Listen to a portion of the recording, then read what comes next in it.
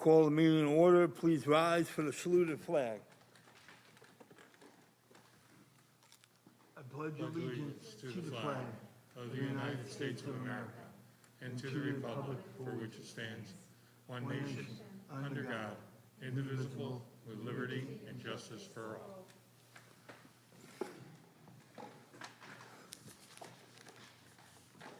The Board of Education recognizes the value. Oh, wrong thing. The New Jersey Open Public Meeting Act was enacted to ensure the right of the public to have advance notice of and to attend the meeting of public bodies at which any business affecting their interests is discussed or acted upon. In accordance with the provisions of this act, the board secretary has caused notice of this meeting, including date, time, and location, to be posted in the South Brunswick Public Library and the board office, filed with the township clerk, and communicated to the Home News Tribune and the Star Ledger.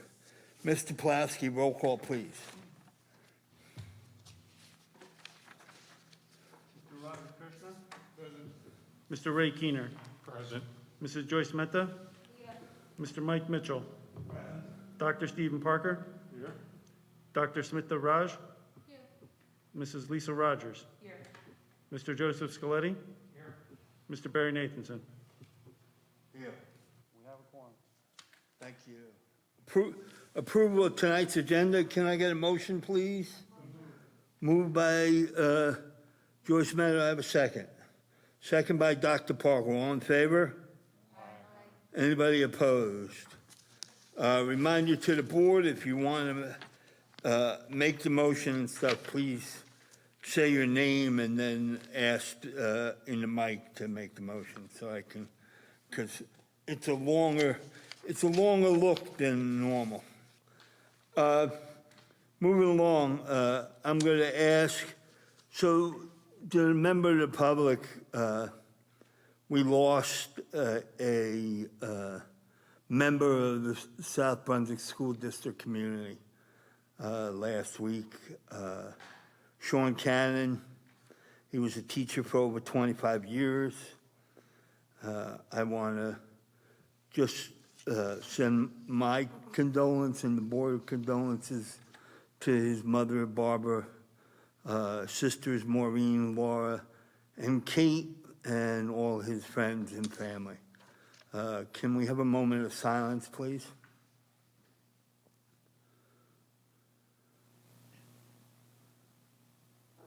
Thank you. Moving along, approval of board minutes. We got the board minutes of February 25th and the executive minutes of the same date, February 25th. And a motion. Make a motion to approve. Moved by Ray Keener. I have a second. Second by Smith Raj. Anyone opposed or abstentions? Seeing none. All in favor? Aye. Any opposed? Minutes are approved, Mr. Pulaski. Moving along. Tonight we have, actually Zoya is in person with us. Fantastic. Zoya, go ahead. Hello, everyone. I'm so excited to finally be here in person and see you all in person as well. Tonight, I want to start off my report by honoring South Brunswick High School Students of the Month. So they are Ashir Sayed, Dalali Kumaple, Skyla Chin, and Sophia Iqbal. They were selected because they exemplify South Brunswick's core values, and I just wanted to recognize them for their achievements tonight. So I have some very, very exciting news. We are having graduation indoors. So yes, that definitely deserves a round of applause. We will be having an indoors graduation at a stadium. The class will be divided into 2 different ceremonies. That's just to accommodate our very large class size and also 2 people from each senior's family. So it's the senior and you're allowed to invite 2 guests. So that is definitely a cause for celebration. And also, speaking of graduation, seniors, you must get your cap and gowns orders in like tonight. The class, the form closes tomorrow, and this is already like the 4th extension, and it is a requirement in order to walk the stage and to graduate. So make sure if you are purchasing a cap and gown to do it ASAP. Also, another new initiative that has been started is by Ms. Lear. So Ms. Lear has been posting on all the Google Classrooms about her weekly yearbook challenges. So 2 weeks ago, it was take your best math selfie. Last week, it was take a picture of you in your workplace. So students, basically, you upload a picture of yourself in a Google form, and she chooses like around 20 to 30 winners. So if you are chosen to be a winner, then you get to be in the yearbook, and you also get a Starbucks gift card. So it's like a win-win-win situation, and I highly encourage everyone to try out for it. Also, another important thing for seniors is that the local scholarship due dates have been changed. So the last day to request your transcript, which you need to apply to basically every scholarship, is the 9th, and you do that by emailing Ms. Lopez at the guidance office. And then the actual last day to get your scholarship forms and everything in is the 16th. So just be mindful of those deadlines because they are set in stone. Like, you must get your stuff in before then. Also, I just wanted to mention that a GoFundMe has been set up for a member of our district, a teacher who has been teaching at South Brunswick High School for many, many years, Ms. Galero. Her mother recently had a very nasty fall, and they could really use all the help that our community can provide them. So if you're interested in that, or if you want to help their family out, then please check out GoFundMe because there has been one set. So now I'm going to be talking a little bit about clubs. SB Earth has its beach cleanup coming up. And now this is always a really, really fun event. It's on April 17th. It starts at 9:45. It's around 3 hours. And this year you do have to provide your own transportation. But if you are interested, then you can contact their club or their advisors and get the Google form. You do have to register before coming, so make sure to do that before if you are interested. Also, our clubs have also been very busy with service. So 2 of our service clubs, Viking Volunteers and Interact, actually paired up, and they have been hosting the South Brunswick Winter Drive. So this is basically for any lightly used coats, gloves, scarves, hats, anything that you can give away, or even if you want to purchase them. There are donation bins at every single school, so whatever school is nearest to you, you can just drop off your items there. They're also accepting sanitary items, so if you would like to go out and buy some, you can also do that. Viking Volunteers also recently had a new initiative that they did that's very similar to the one Student Council did in the beginning of the year, is Rocks for Kindness. So as a part of the meeting, students were asked to paint a rock and paint an encouraging message on it. So around 126 kids participated, so keep an eye out because if you're walking around your neighborhood, you might just find a cute rock that says stay positive, all smiles. So that was something very cute and positive that the Viking Volunteers Club did. Now I'm going to be talking a bit about what the student governments have been up to. So the class of 2021 has been working very, very closely with administration in order to figure out senior end of year events, and I know everyone is curious about prom. So they are working really hard. They're trying literally everything. I've sat in a few of those meetings myself. They will come out with information as soon as they can. So seniors, there is hope. We just got grad. So yeah, keep an eye out for that too. So class of 2022, they have new merch. And the shop actually closes next week. So if you want some, be sure to get it as soon as you can. This merch is pretty special because they did a design contest in order to design the merch. So it's very personal. A member of the sophomore class had a hand in directly designing it. So if you want it and want something special to remember this year by, be sure to check that out. Also, class of 2024 has also been busy with merch. Their sales are pretty much wrapped up, but if you did purchase something, then you should have received an email about it and how to pick it up with instructions. So make sure you check your inbox for that. Student Council is having our spring break kickoff tomorrow. So we will be watching Lemonade Mouth in the auditorium. It is first come, first serve, and you have to fill out a form before coming. But if you are interested in coming, there are still a few spots left. And as always, all the information is on Instagram, every single grade level classroom. So make sure to look out for that if you're interested. We also very recently released our latest podcast episode of our Student Council podcast, Do Go Small Talk. This podcast episode was with our very own librarian, Lisa Maganello, and they basically talk about like her life. Very, very cool woman. They talk about like book recommendations and some of her favorite reads, so make sure to check that out if you are interested in anything book.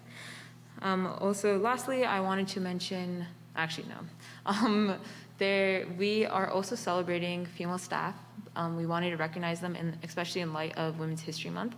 So every 3 days, we are honoring a different female staff member on our Instagram, and it basically discusses their life, their accomplishments, their contributions to the community, just everything about them, because we really wanted the student body to engage more with the teachers and also recognize how much they've really done for us.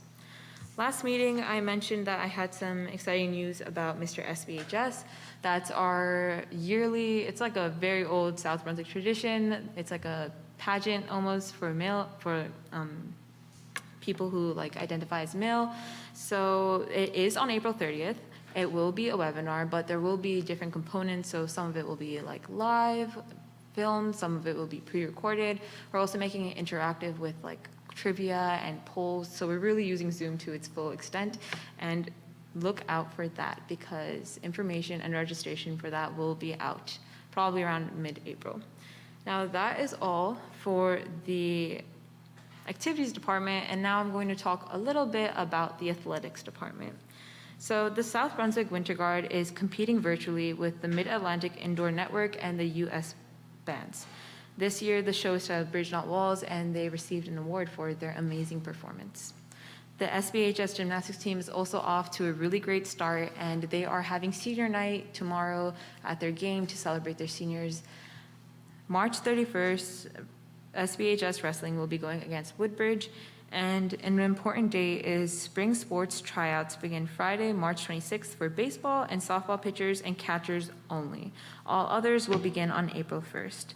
So those were all my announcements for tonight. Thank you so much for your time. Great to see you, Zoya, in person.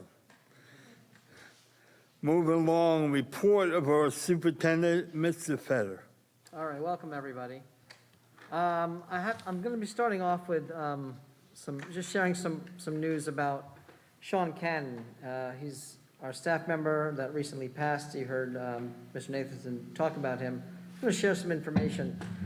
First of all, the high school district is still grieving, and I know we have students and families that are also grieving. Sean was truly an icon in this district and the high school specifically. He had been in the district since 2000. He was a teacher of AP Government Politics and Politics, U.S. History, Military History. He was a peer advisor. And something unique about him that I learned is that every graduation, Sean would stand down on the floor as the students entered for the procession, and he gave every graduate a high five and said something to the effect of, "Go do big things." Whether you had Sean Cannon as a teacher or not, every student knew him, and every student he made feel important. Any student that speaks of Sean always said that he created such a positive learning environment and was passionate about history. He possessed a great sense of humor. He was a master storyteller. And what might not be written anywhere is he was a leader amongst the other teachers. He would take new teachers under his wing, and a few of his closest friends were telling me he made them want to do this. He made this seem like so much fun. And they still talk about him as just someone who made a huge difference in that school. It may be common knowledge that even after students graduated, Sean kept in touch with many and always showed genuine interest in their lives. He knew when they got married, had babies, and that sort of milestone in their lives. I want to share a few things that students have said about him. His unique perspective and kind-hearted energy changed the way I viewed education in general and history specifically. Another student wrote, "I've cherished his lessons the most, shared his knowledge, and truly appreciated being influenced by his sane attitudes about this insane society." And one more, "I can't express how much I learned from Mr. Cannon. He taught me that being smart is so much more than knowing what's in a textbook." Sean, you will be missed. Our thoughts go out to his family.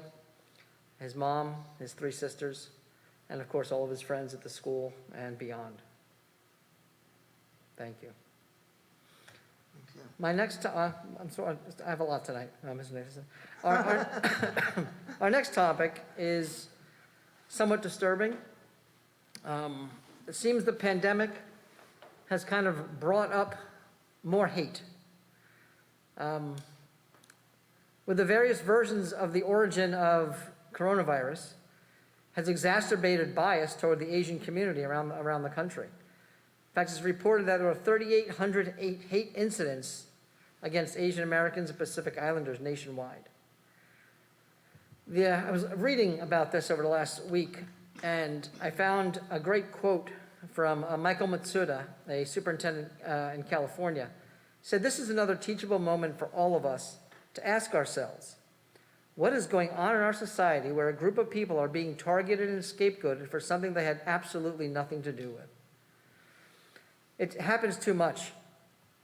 Whether we're talking about any minority or any group of people, whether minority or not, the idea of these hate crimes, and just thank God we live in a town where we see less than the average, but we have to continue to teach our children in our schools and our homes, respect everyone. That is first and foremost. We'll be addressing this as we go, and hopefully we'll be seeing an end to this around the nation. Just another opportunity, it seems, for people that want to do bad to do bad. Hearts go out to those families that have been victims down in Georgia. 8 people killed. It's just, it has to stop. All right, I'm going to move on now. I'm trying to bring this back to some of the things that are very, very impactful along with those other pieces. I want to talk about yesterday's announcements in government. Our governor announced yesterday some very good news going forward for education. One, he announced that the 6-foot rule that the CDC had put out can be reduced to 3 feet. Now, I have to explain to the community and to the board what this really means. In our district for right now, this doesn't have much of an impact on us. We already had all of our students that want to be in the school, even with the 6 feet span. We don't need to reduce to 3 feet at this point. However, as also part of this New Jersey Department of Health guidance, it is very clear that when children cannot wear masks, 6 feet is still the required distance. That has a direct impact on school. While classrooms may be able to handle more students, lunchrooms will not be able to. That will become a major problem should the 6-foot rule during lunches not disappear by September. Because the second thing that the governor did share is that there will be no virtual option for families for the 21-22 school year. He did put a little clause, unless things go sideways. I'm assuming that means the coronavirus continues to escalate or goes into some other, serious breakout. But as of right now, we can plan forward of no virtual instruction for next year and all of our kids back in classes. We just still have to monitor how we will manage, a 6-foot rule in a lunchroom, which does not exist at this point, cannot exist. So we'll be playing with this and we'll keep building on, but I do want the board to understand, the community to understand, a 6-foot to 3-foot is a little bit of a mirage when you think of the full structure of a school system. You still have buses. Well, they can wear masks on buses, so you might be okay there. Lunches is a big problem, and any other common areas that would not require kids to wear masks. Mostly it's the lunchroom that's the biggest deal. But again, we'll be working on this, and it was good news for schools as we start. So this leads me right into after spring break. We have a higher percentage of our kids coming back. All of our schools are getting a little bit larger for in-person learning, which we're excited about. But we will be monitoring, as I put out to the community, we will be monitoring some of our elementary schools that are very close to capacity because of lunch, because of the common areas, not because of the classrooms as much, but because of those spots. So we are still right now sticking with 6 feet in the classrooms. If we need to change that, we'll address it if it comes, but right now, still adding students to certain schools is just not possible because we will not be able to manage lunch. Staffing is still an issue to get staff to find the different locations where lunch would be. So again, we're excited to have back. Quick reminder to everybody, the first week after spring break is virtual. That is to accommodate the travel. I did put out today or yesterday the travel rules. The Department of Health did put out some new rules that we were able to use. That is that after travel, as long as you get a COVID test, a negative COVID test, 3 to 5 days after return, you then only have to quarantine for a total of 7 days. That will allow us to utilize that 1 week as travel, and everyone will be able to return on Monday without problem. So that was very good news for us as well. Keep going. I want to talk about community ed for a minute. We get requests for after-school care for elementary kids. So that's we're switching up there. That's going to be being run by KinderCare, and their outfit is called Champions for aftercare. For the rest of this school year, starting April 12th, we'll only be running aftercare, not before care, and that is only going to be at 2 sites, Indian Fields and Greenbrook. However, anyone from any elementary school can join. Brunswick Acres, Constable, and Cambridge students who want to be in the aftercare will be bused by the school district over to Greenbrook after school. Brooks Crossing and Monmouth Junction students will be bused to Indian Fields after school. So again, even though we only have 2 locations, that's really due, we don't have enough students. So there's no way we could do 7 locations right now. We can only do the 2. So after spring break, that'll start up. Parents should have received information. If you need information, please reach out and we will help you. Starting in 21-22, next September, the plan is to be back to before and after care in all 7 buildings as normal. So again, for the remainder of this year, it's just aftercare, only at 2 sites, but all students in the elementary are invited to attend. Next year, we go back to a more normal situation. Champions will be running it, and it will be before and after care in all 7 buildings. Along with that, summer programs. We have a plethora of summer programs, both academic, sports, music, and camps. So be on the lookout for that information as well. Another opportunity that's coming our way. So in special needs, we understand, the district understands that the challenges faced by our students this last year is a range from all ends of the spectrum. Some students soared, and while others have struggled in significant ways. Students with special needs face challenges above and beyond due to disabilities that made virtual learning even more challenging. To that end, our special needs department is designing spring academies as a way to offer additional support to those students who are in need. It's a great idea. Mr. Morales, our director, his supervisors, and the staff of doing a great job in building a model that would be an outstanding opportunity for our students. So that's going to be a spring academy. When it comes to the ESY program, which is extended school year for some of our students that have that in their programs, that is going to be offered. We want that to be offered only in person, but at this time we're being told we may need to provide a virtual option as well. We believe those students should be in person. However, we will follow the rules of the Department of Education once they make a firm decision on that as well. Well, Zoya, you stole my graduation thunder. So from now on, please switch. I go first, Zoya second. Let's make that switch. Just to add one thing that Zoya did not share. So Zoya, I have information you did not have. So there. And that is that if there's a change in capacity rules in enough time for us to make a switch, we hope we would be able to move to 1 graduation. Did you know that, Zoya? No. Good. So we don't know what will happen with that. It's very possible that nothing will change. Right now, for the rule is for arenas that seat over 5,000, they can occupy 10% of their seating, which is 1,050 in the arena. They do not have to include the number of students and staff. So with that, right now we're only able to provide 2 tickets per student If capacities change even a little bit, we would hope to be able to provide more tickets for our kids, maybe one more ticket each if we're able.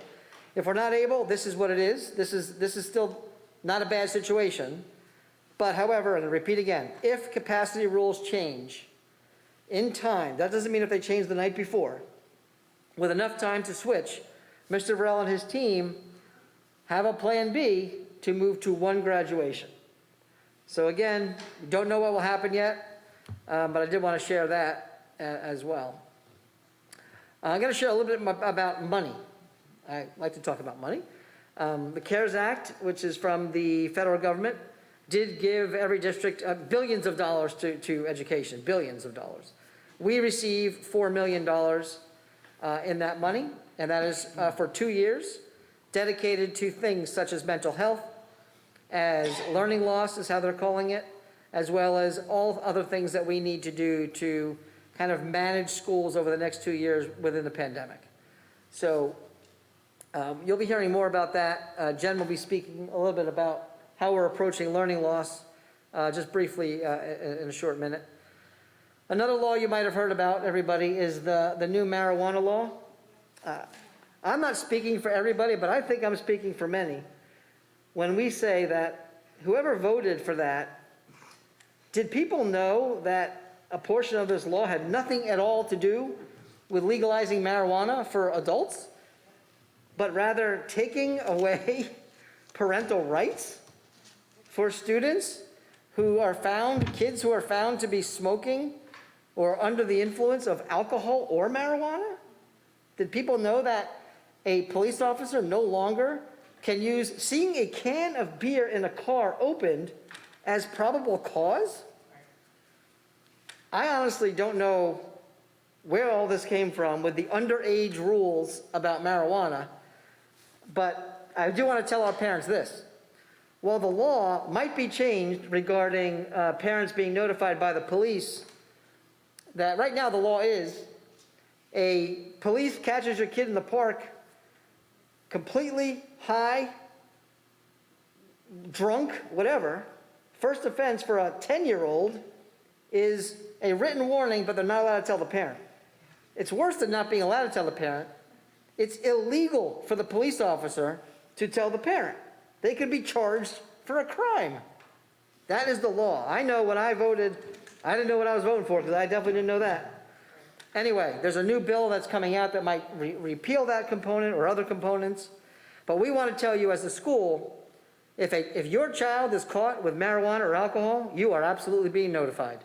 We are not under that rule, and we will not be under that rule. So kids know that. Parents know that. That rule was not for the schools.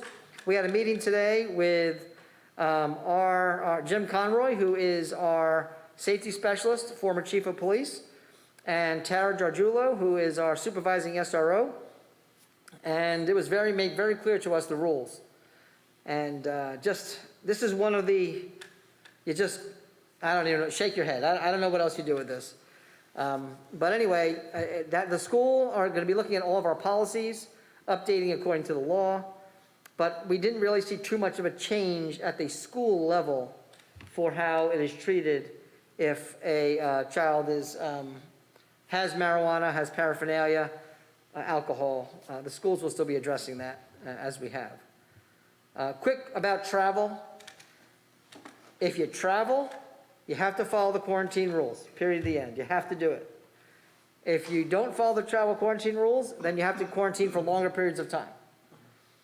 If you send your kid into school after traveling and you decide you don't want to tell the school, all I can tell you is your children will tell us.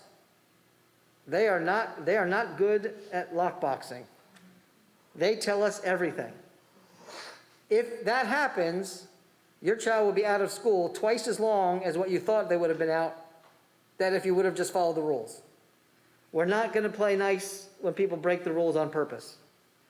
On purpose, breaking the rules, putting other people at risk is not happening. So parents, please, I sent home a document that talks about this.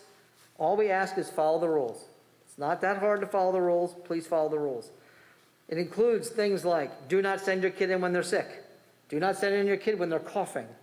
When they have issues that you are unaware of what the issues are. If you're not sure, call the nurse. The nurse will help you.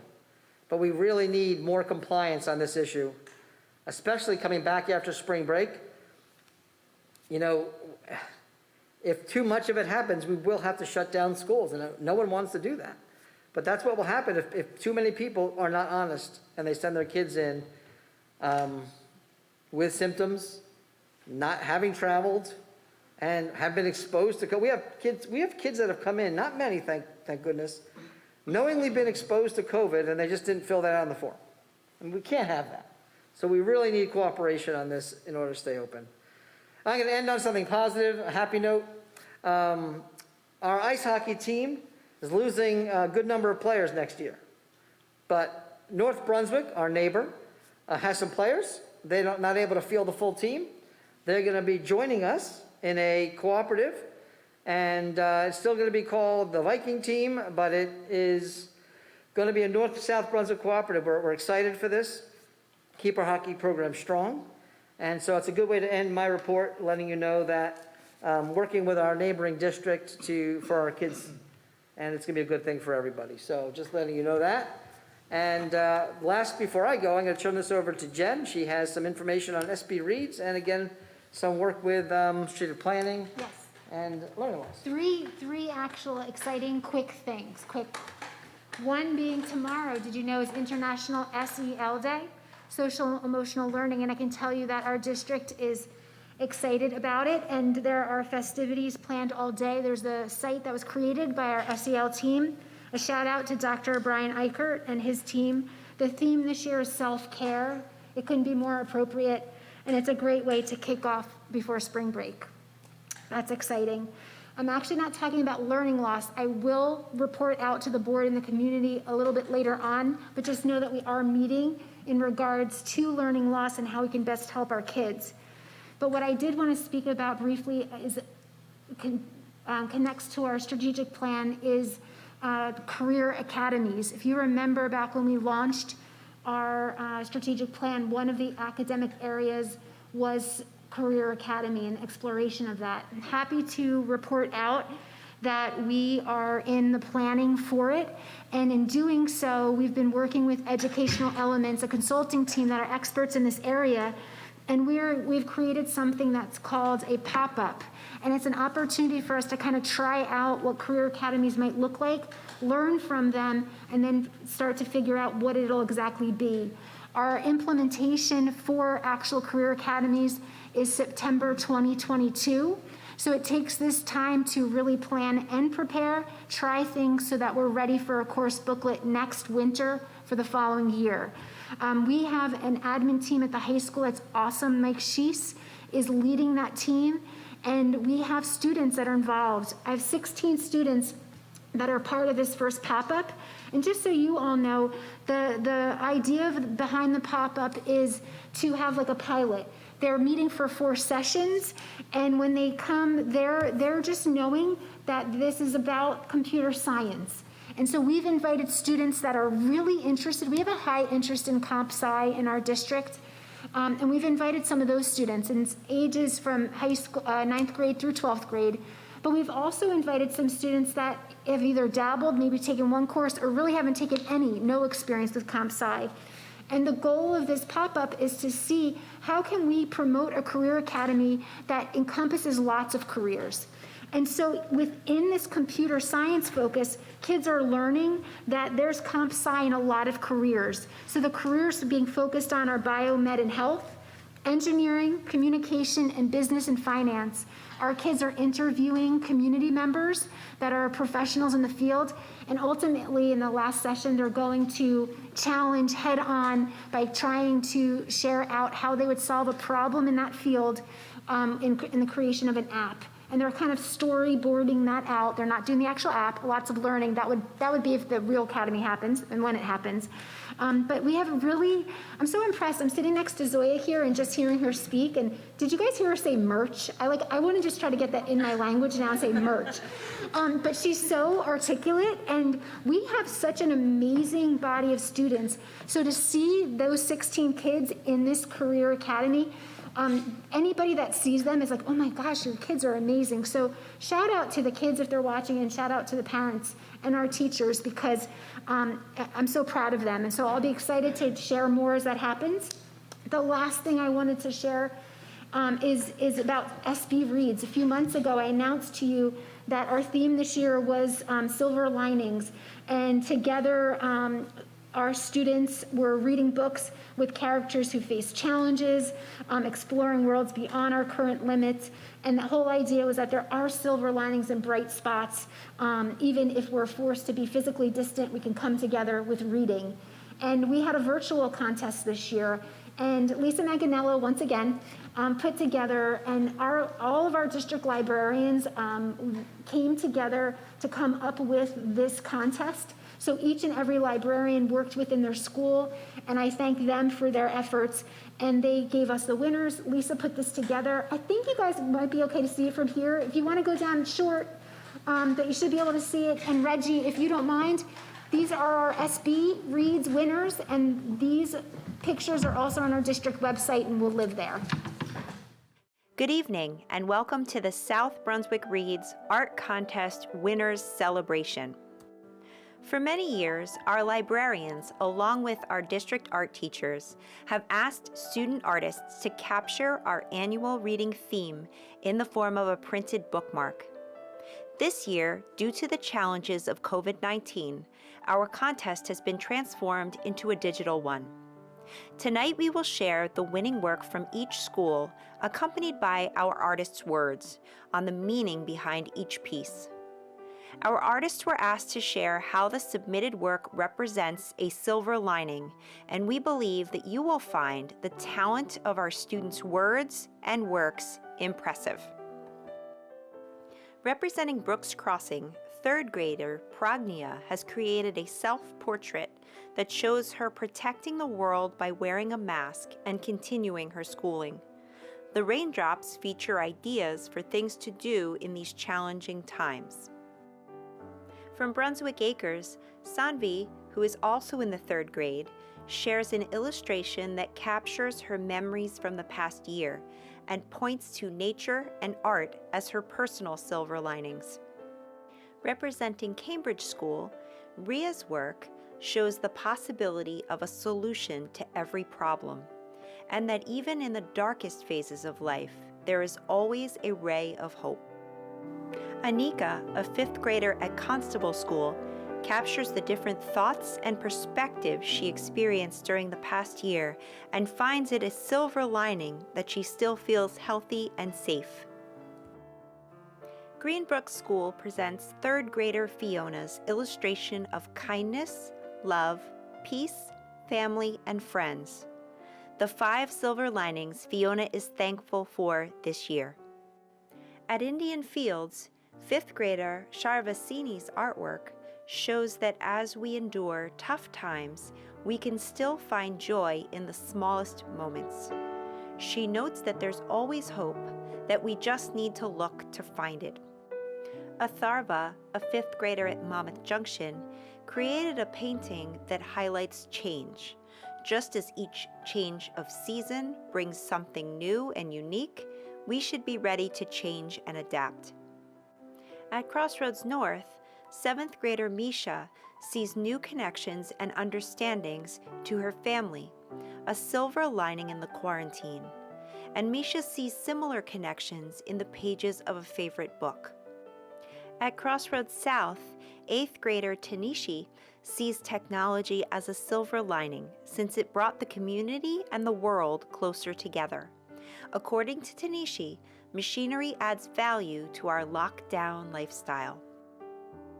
Meanwhile, 9th grader Ishna selected a quote from a favorite book as artwork and fictional worlds were a silver lining for her over the past year.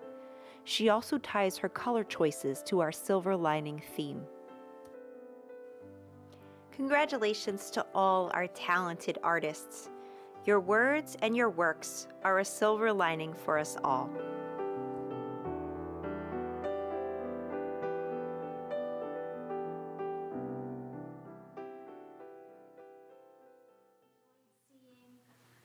This work And again, if you want to see any of these pictures, they're on our district website, on our main page, as well as at each school, that individual winner is listed there. So thanks for the time and congratulations to our winners.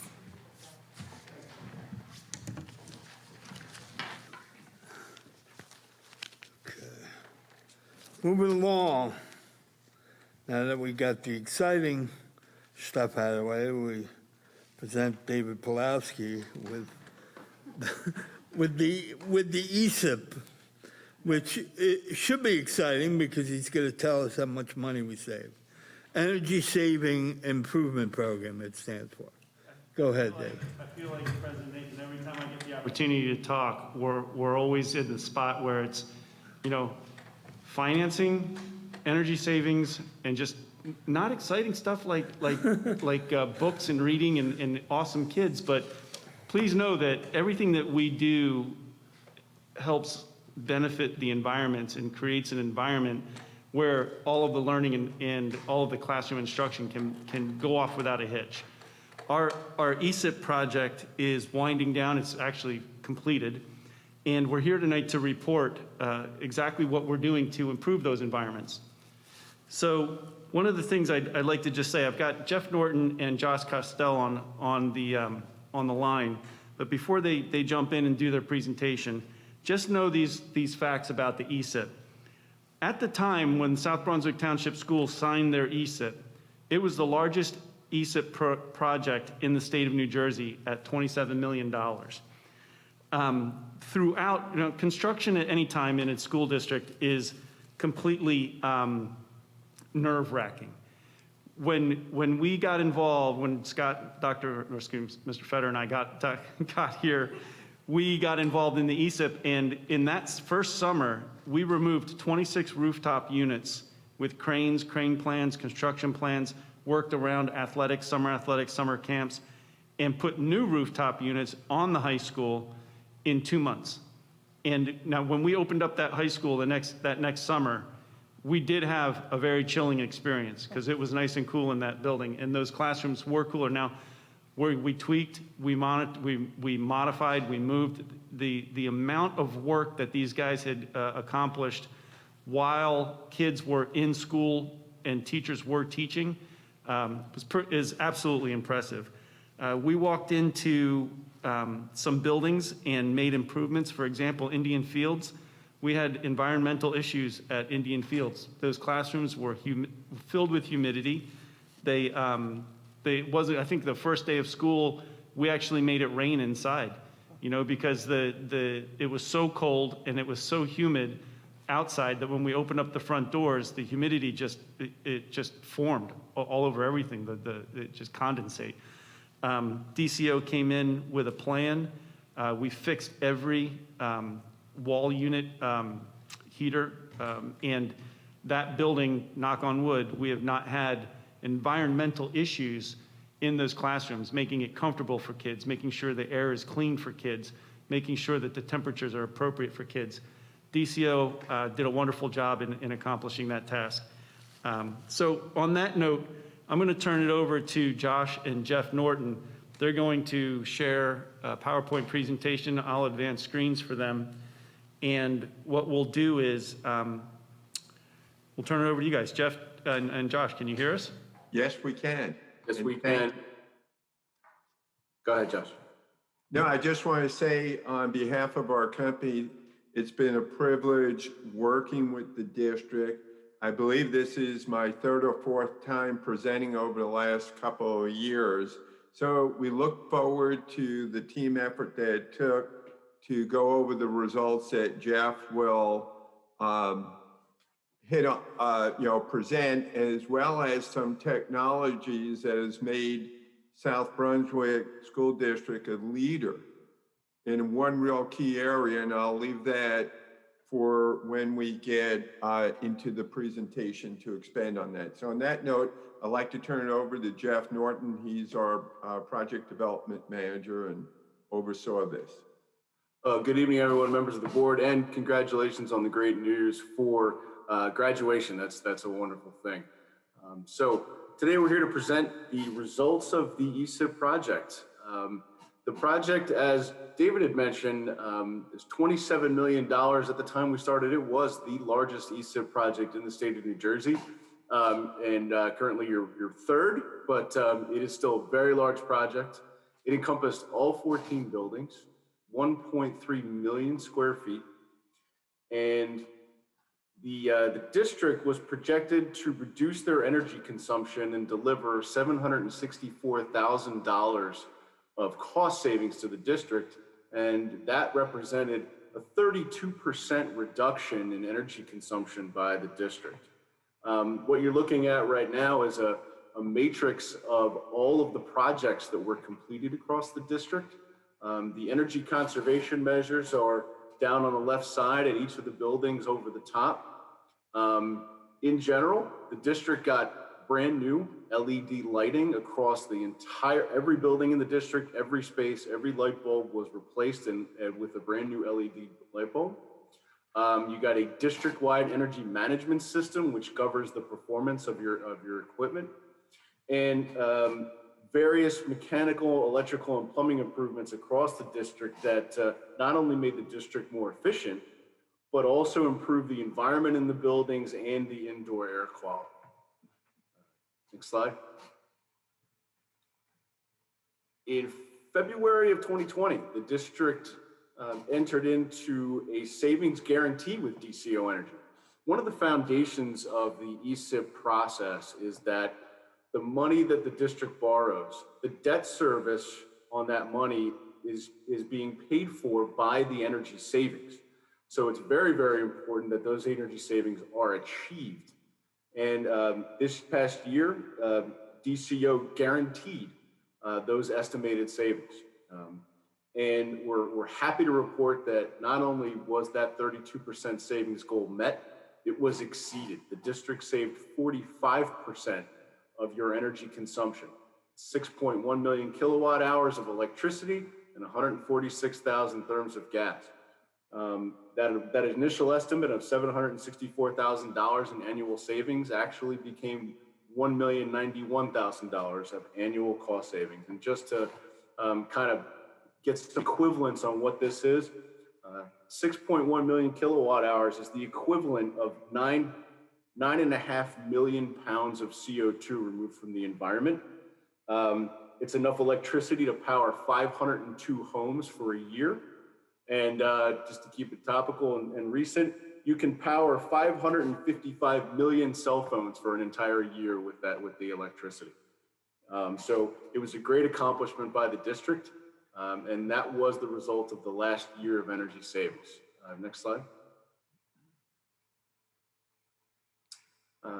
One of the ways to achieve that wasn't simply just monitoring your utility bills. DCO Energy and South Brunswick has had a many years long collaborative teaming environment. And what we did was we took a proactive strategy to assure that the district achieved its goals.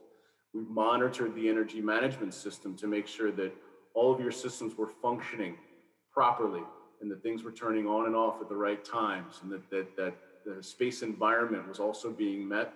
This assured that the savings were realized at the utility meter. And that it absolutely reflected at your utility bills. And it was a very important collaborative effort. We want to thank Todd Emmett and David and the district for working with us over the last year to assure that those savings were met. So thank you very much.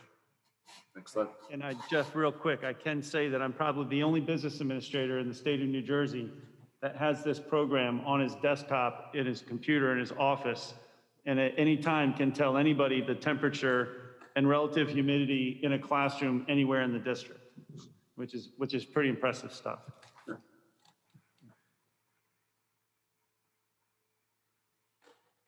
Go ahead, next slide. Okay, thank you. I'm going to take over from Jeff here. And one other thing I would like to point out about the energy conservation measures is that also that was installed at the district was solar. So you have solar arrays. Jeff, you can help me at the number of schools. I think it's at least 8 of them, if I remember right, if not more. But I would like to point that out as well. Yeah, the district has solar arrays at every school, including the buildings and grounds building. And the district is generating approximately 60% of your electrical consumption is generated on site. And that's got significant environmental and cost benefits for the district. So this next slide really, I'm sorry, I meant the previous slide. I'm talking about this slide, thanks. Nothing like voice activated control. South Brunswick has become the leader in air purification, and I'll like to expand on that. Back in 2017, South Brunswick installed technology called needlepoint bipolar ionization. At the time, it was installed to address odors, bacteria, mold, as well as this technology would take lower rated filters, and they're rated by, you may have seen if you go to Home Depot, you've heard MERV is the rating of the efficiency. The higher the number, the more efficient it is. It allowed MERV 8 filters to act like MERV 13, so you wouldn't have energy loss due to increased resistance from them being more efficient. So what this this needlepoint bipolar ionization has done, though, is that studies came out and have shown now that this type of technology, if you look at the three green circles in the right hand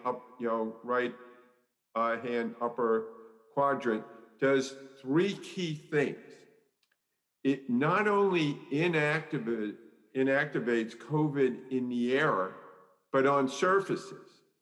Yeah, and there's other measures that are more the COVID, like if you've heard of ultraviolet C, that's it has to come in direct contact.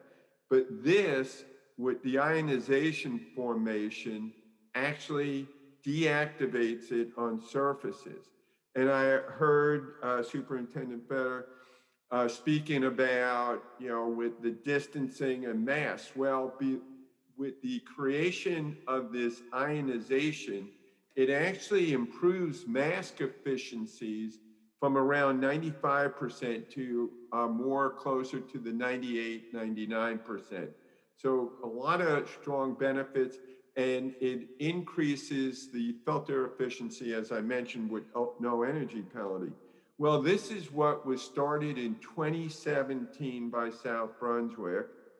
And since then, especially during this last challenging year, I think it's now 63 districts have incorporated this needle point bipolar ionization technology as a defense against COVID and to keep air purified. So really kudos to the district, really being almost 3 to 4 years ahead of the curve on this. So next slide, please.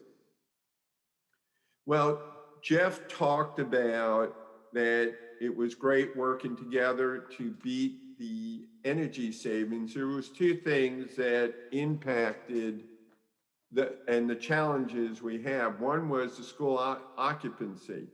So while there were less people at times in school, it gave you positive savings impact during cooling season. The reason for that is we give off heat. And so without having that heat from as many people inside the school, you got positive savings during the cooling. But conversely, negatives in savings impact during heating, because now you didn't have people becoming a supplemental heat source. So even with those two things occurring, you had 45% versus 32. And then on air quality, as we spoke, we had ionization. and really excited about the impact that dehumidification had across all the schools, but as well specifically with Indian Field. So if you could do the next slide, David, please. Thank you. And really, as been discussed throughout, it took a team effort. I remember the meetings, as I mentioned, with the board, with Todd with facilities and the superintendent and David with administration, and even meeting with the teachers union twice to make sure that they had a voice in what was being done, make sure that they knew the administration wanted to make sure their concerns were heard and firsthand. And it took really a team effort to get the success that transpired. Next slide, please. And so we like to thank you for everything that you accomplished so far. Good luck to everything you will in the future. And just thank you for all the efforts that you've done to keep our students learning in school. Thank you. So on that note, if there's any questions, this has really been just a terrific success, and we're, look forward to our continuing relationship with the district.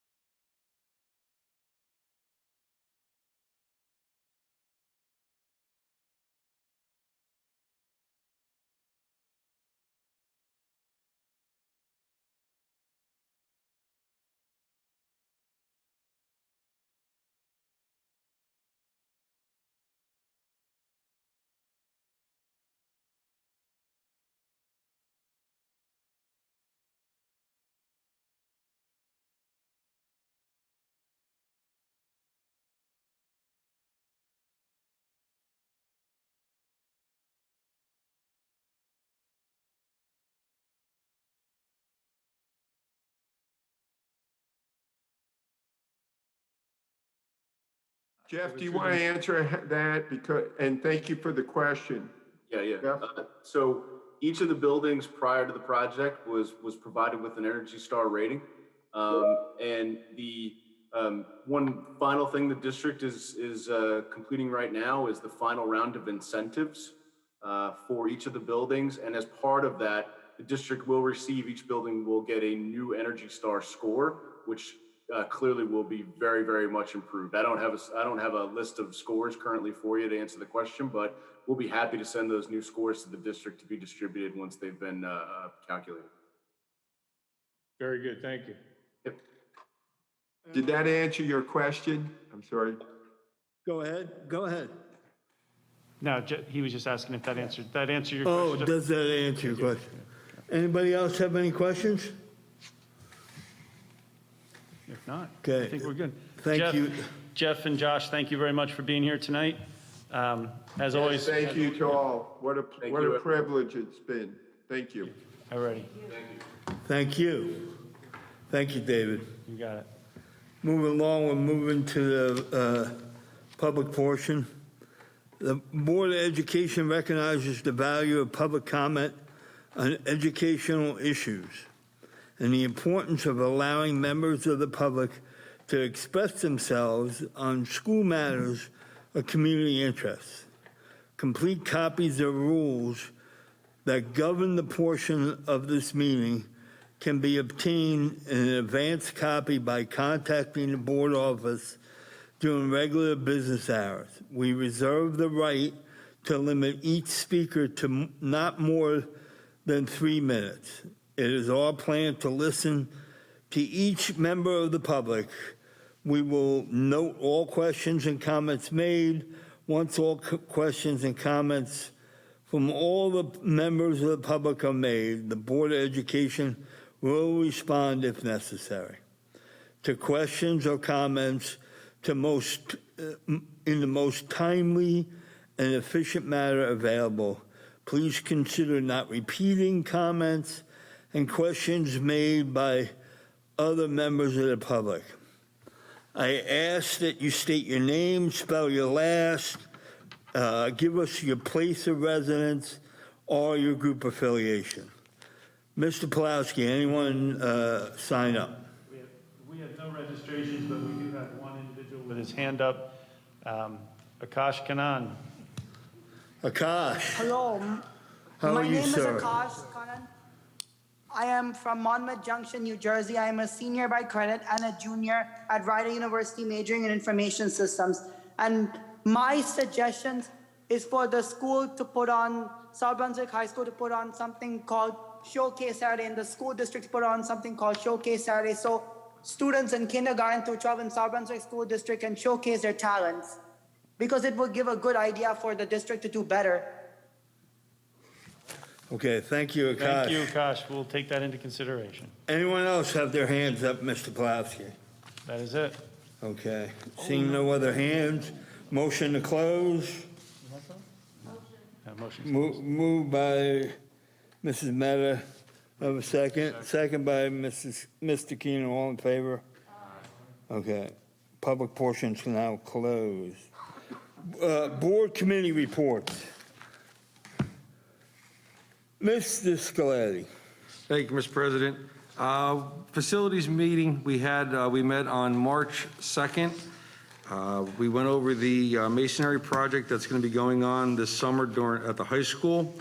And we met with the contractor last month for the first meeting, and we'll be having other meetings coming up with that project.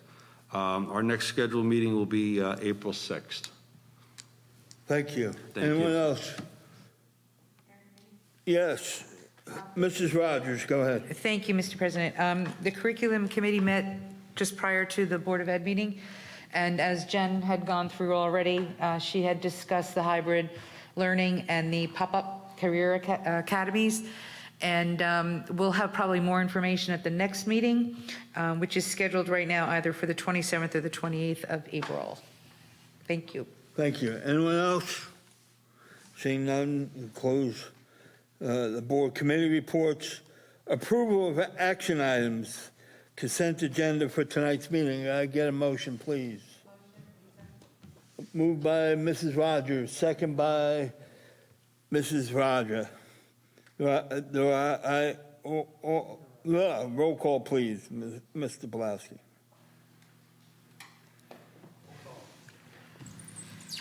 Mr. Raja Krishna? Yes. Mr. Ray Keener? Yes. Mrs. Joyce Mehta? Yes. Mr. Mike Mitchell? Yes. Dr. Stephen Parker? Yes. Dr. Smith Raj? Mrs. Lisa Rogers? Yes. Mr. Joseph Scaletti? Yes. Mr. Barry Nathanson? Yes. Motion carries. passes. Thank you, Mr. Pulaski. Okay, moving along, board comments and communications. Mrs. Bader, go ahead. Reading the mail about Mr. Cannon's passing shocked me to my core. My daughter was fortunate enough to be taught by Mr. Cannon. He was passionate, talented, committed, and very funny. He had a gift of engaging every student, fostering passion for politics, compassionate to their needs, a friend first. I'm deeply indebted to Mr. Cannon for his ingenuity and for his positive influence on so many students in South Brunswick. Myself and fellow board members proudly serve on this board in gratitude for the selfless passion of such teachers to our district. My deepest condolences to his family and to every person fortunate enough to know Mr. Cannon. His passing is a huge loss to our community. I proudly attended the New Jersey School Boards Association Board of Directors meeting on March 19th. We had discussed the budget, and I'm very happy to announce that NJSBA dues will not be increased this year. Unfortunately, the annual workshop usually held in Atlantic City will be virtual this year. We listened to many 8th graders across New Jersey about their views on virtual learning, and the applications for unsung heroes are being accepted. The South Brunswick Commission on Women, we're holding our annual Leadership Careers Conference this Saturday. It'll be held virtually. Registration ends tonight. It'll be an exciting conference with expert panelists from all fields. So I'm asking everybody who wishes to attend, anybody who identifies as female, 8th grade and up, 8th to 12th grade, can register for the conference. Last Tuesday, my colleague Mike Mitchell and myself attended the Middlesex County NJSBA meeting, where many districts discussed county efforts and suggestions for full in-person learning this September, which proved very useful. And I'd just like to say on a personal note, I'd like to thank Mr. Feder for his comments and recognition of the hate bias against the Asian community, which is deeply appreciated. I hope everybody enjoys their spring break. Thank you. Thank you. Anyone else on the left? Anybody on the right? Here. Dr. Raj, please, first. Go ahead. Thank you, President. I would like to take this opportunity to thank our school community for hanging in there and for navigating these difficult times. A special shout out to our administration, our staff, the teachers, and the parents and students for navigating this pandemic. We are all hanging in there. So a big thank you to you. And as we head into the spring break, I wish you all a very rejuvenating and safe spring break. Please take the time off and spend it with your family, travel, but stay safe. And I would also like to wish you a very happy Easter. And it is also a holy season, as in HOLI. It is a Hindu holiday. I wish happy Holi to everybody celebrating. And it is also Ramadan time, and I wish the community a very happy Ramadan. Thank you. Thank you. Anyone else on the right? Mrs. Rogers, go ahead. Thank you. I'm deeply saddened by the passing of Mr. Cannon. He befriended me back in 2015 when the district was going through a tough time and standardized testing was a heated discussion. He felt strongly that education was not about chasing excellence or increasing test scores or ensuring standards were met. It was about humanity, imparting information through conversation, the act of listening to someone who knows more about a topic than you. He sparked curiosity, and this is evidenced by the hundreds of students who eulogized Sean with fond memories, stories, and appreciation. Many students simply saying, "I learned so much in your class. You were the best teacher I ever had." So I humbly ask your indulgence as I describe the impact this man has had on students, faculty, and the community as a whole. He was one of a kind, and as his colleague Dr. Negroval said, a big, brilliant nerd who loved history, loved his students, his fellow teachers, and was everything many wanted to be, because he didn't care about fads or what the right thing to do was, because he knew after 25 years of teaching how to get through to the students. He truly believed high school was better described as the amalgamated collection of personal experiences and memories that were individually carried throughout life. He chose to run his class like it was an institution. It was something beyond what the school offered, and the kids were fortunate enough to be along for that ride. Like all great institutions, there were yearly traditions. The annual Thanksgiving counting of the consumed animal souls, the Lenten swear jar that collected donations each time he dropped foul language, the eating of pickled herring for extra credit. Each year, after AP tests, Sean had numerous traditions which included going outside to play bocce ball, or the frustratingly hilarious playing of impossible charades. There was the ritual smashing of the chalk to mark the end of students' high school careers, and of course, the annual adventure to parts of the building you've never seen. There was no curricular value in any of these things, but there didn't need to be. They were rites of passage, great memories that were routinely touted as best part of high school by his students.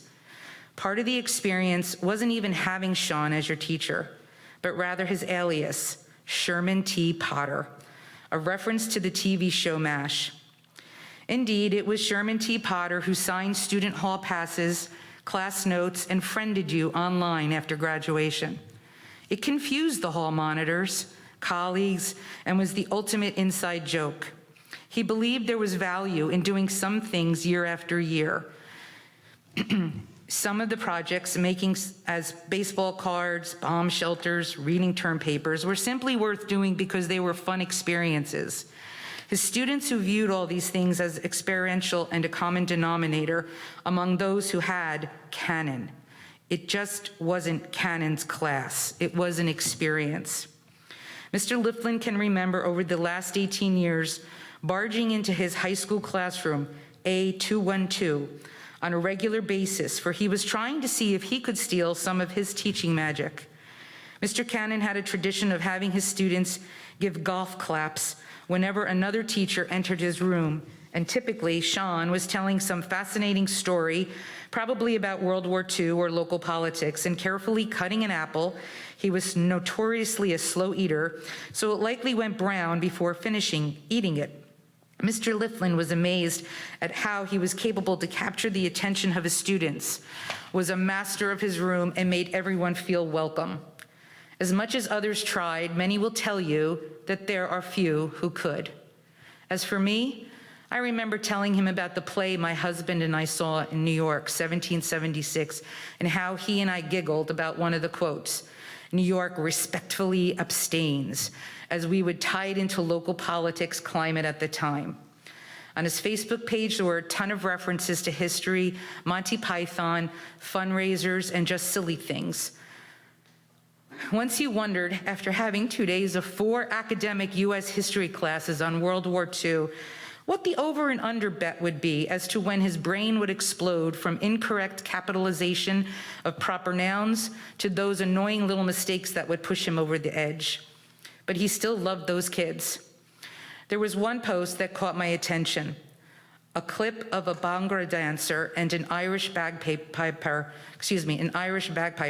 who joined creative forces in Canada, showing how neighbors who are from 2 opposite cultures can come together during the pandemic.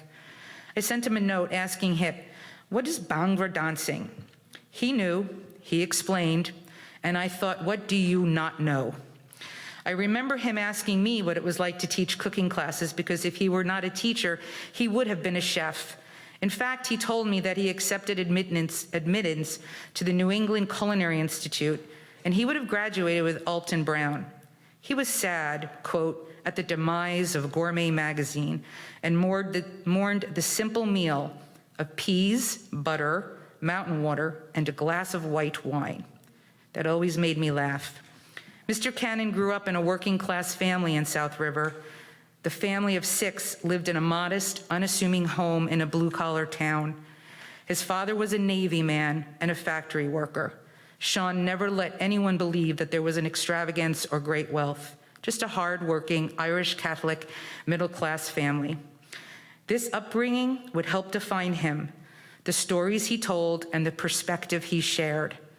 There was always an emphasis on being good people. There was honor in fighting the good fight and sticking up for the underdog. Good people deserved a decent chance and a solid defense. And kids, well, they deserved someone in their corner. He was famous for his quote, "Know who you are and be it." So, to Sean, Mr. Cannon, Sherman T. Potter, public servant, this town has lost a great teacher. Thank you for ensuring your students knew the value of being a good person, understanding not just learning history through your passion. We will ensure that continues. Thank you for the laughter, the conversations, and sparking curiosity as history would recount to those sailors who we will miss that served this country with honor and courage in World War II. Fair winds, my friend, and following seas. Thank you. Thank you, Mrs. Rogers. Mr. Mitchell. I'd also like to offer my condolences to the Cannon family. You're certainly, and also to the educational community, to his former students, to his current students. You do have my condolences. This is a tremendous loss to our community, and I certainly have felt it myself. Also, I want to offer congratulations on a lighter note to Mrs. Tara Berniston. She is the 2020-21 GMC Girls Division Conference Coach of the Year.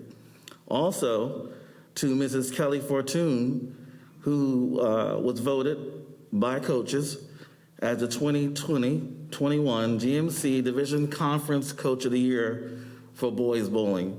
I'm so happy to know these two. I've known them for quite a long time. And the student athletes were, as I said in the last meeting, were awesome this year in their performances. Sportsmanship was way up there. And so I'm very proud of this moment to acknowledge these two. In honor of Women's History Month, I'd like to recognize my fellow board members, Ms. Joyce Mehta, Mrs. Lisa Rogers, and Dr. Smitha Raj. And then also, in addition to them, I'd like to acknowledge two of our central office administrators, Ms. Jennifer Disler and Ms. Kimberly Malloy White.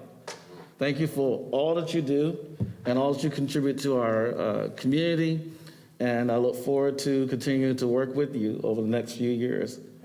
Thank you for all that you do. Thank you. Thank you, Mr. Mitchell. Anyone else? I have a couple things. Tonight, among the approvals was 2 members of our staff that are retiring. Pat Dalgarcio, who's been a teacher in the district for 22 years, and Tamara Runyon, who has been a para for 28 years. So I want to congratulate them on their service and their retirement. There's a couple things that are going around on Facebook and that deal with the school, South Brunswick Tricky Tray for project graduation. It will be again virtual. It's April 30th. Actually, Lisa Rogers won last year, so she's not allowed to participate this year.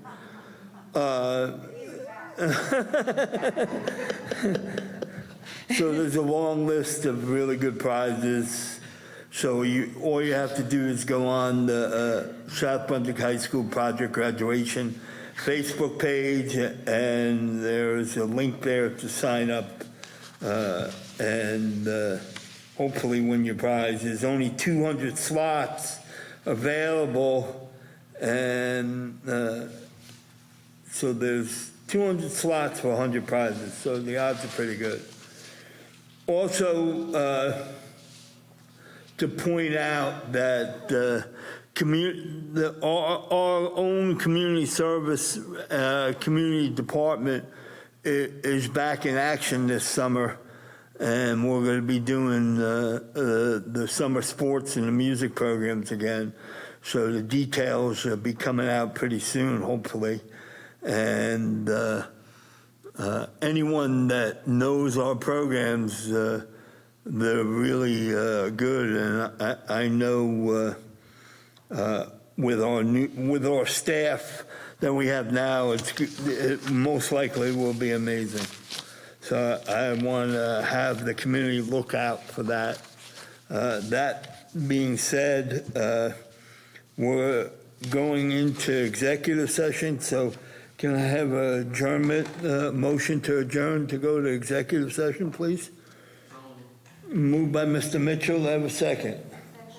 Second by Mrs. Mehta. All in favor? Aye. Any opposed?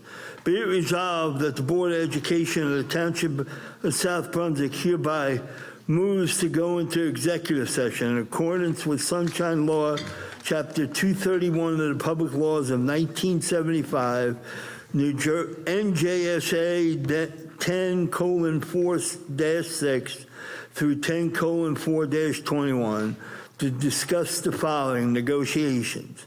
Be it further resolved that discussion conducted in executive session can be disclosed to the public at such time as the matters have been resolved. Formal action may be taken at any meeting. I want to wish the community who observe Passover starts this Friday night, so I want to wish everybody happy Passover. While we're out, Good Friday and Easter will happen, so I want to wish everybody that observes those holidays a happy Easter. And I know Dr. Raj mentioned some other religions and holidays, so I want to wish everybody who observe those a good observance. Please, as we go into spring break, and it's been said by my colleagues, please be safe, and good night, South Brunswick.